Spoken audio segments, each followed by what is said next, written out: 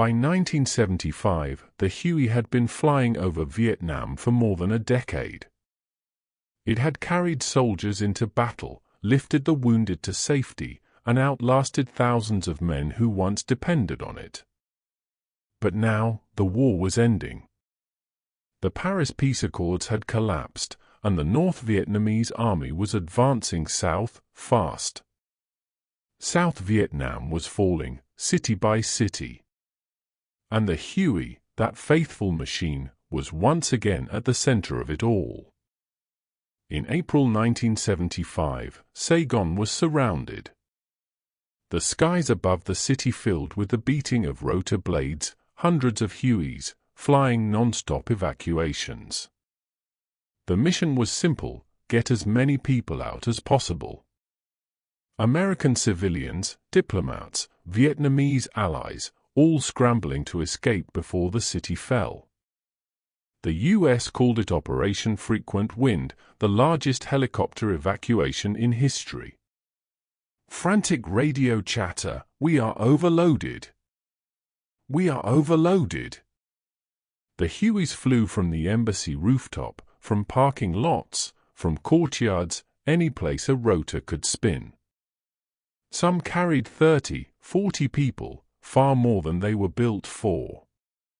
The city below was chaos, crowds rushing the gates, desperate to get on board. One pilot later said, "We didn't look at faces. We just pulled people in until we couldn't fit another soul." The sound of those blades became a final heartbeat for a war that was dying. Many Hueys made their last flight that week. When the decks of the evacuation ships offshore grew too full, some pilots had to push their beloved helicopters into the sea to make room for the next incoming craft. They would hover above the water, drop their passengers onto the deck, and then lift off just long enough to ditch the aircraft into the waves. Dozens of Hueys sank beneath the South China Sea, proud machines swallowed by the war they had defined. For the men who flew them, it felt like a funeral.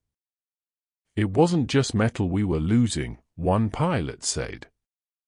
"It was years of our lives." At the U.S. Embassy, a single Huey kept landing again and again on the rooftop, ferrying people to safety until the very last moment. At 7:53 a.m. on April 30, 1975, the final call came over the radio. "Tiger! Tiger! Tiger!"